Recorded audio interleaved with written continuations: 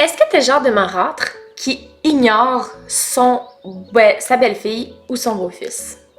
C'est une bonne question, hein?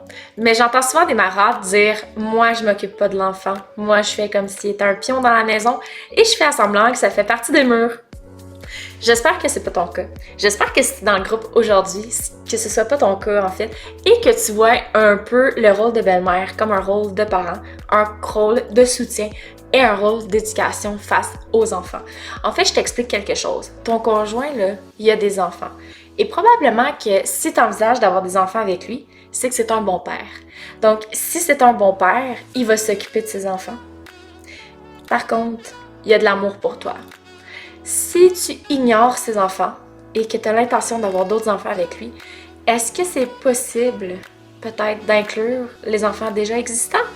Est-ce que ça serait logique de dire je vais faire une famille et je vais ignorer les enfants déjà présents? À mon sens, complètement pas. En fait, je te recommande d'essayer de créer une belle relation avec ton bel enfant. Tout simplement parce que si tu as l'intention de faire ta vie avec ton conjoint, cet humain-là, cette personne-là qui va devenir adulte un jour, va toujours faire partie de ta vie. Donc, tu peux pas l'ignorer. Tu peux pas faire comme s'il était dans la maison quand il te réclame le soir. Tu peux pas faire comme s'il était pas là quand il dit qu'il a faim ou quand il a besoin d'attention. Tu peux pas faire ça. En fait, si tu souhaites faire ça, peut-être que c'est pas une bonne idée que tu vives avec ton conjoint. Peut-être que ton conjoint devrait rester seul avec ses enfants. Est-ce que tu vas me pitcher des roches de savoir que je t'ai dit ça? Probablement. Mais ça reste ma vision de la vie que tu ne peux pas ignorer un enfant, surtout quand c'est l'enfant de ton propre conjoint sous un même toit. Donc en fait, je t'encourage surtout à augmenter ta relation avec ta belle-fille, ton beau-fils, à essayer de trouver une nouvelle façon de créer une relation, une nouvelle façon à ce que tu te sentes bien dans ce rôle-là. Tout simplement. Je suis sûre qu'il y a une façon que tu peux faire, une façon que tu peux trouver pour que toi, tu te sentes bien dans ce rôle-là, que l'enfant se sente bien et que ton conjoint soit content.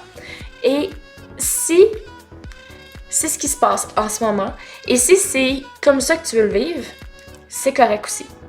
Mais sache que tu développeras nécessairement jamais un lien avec cet enfant-là et que cet enfant-là peut t'en vouloir. Un jour, ça va devenir un adulte, puis peut-être qu'un jour, quand tu vas avoir besoin de lui, il va faire comme quand toi, qu'est-ce que t'as fait quand il était petit, puis il va t'ignorer.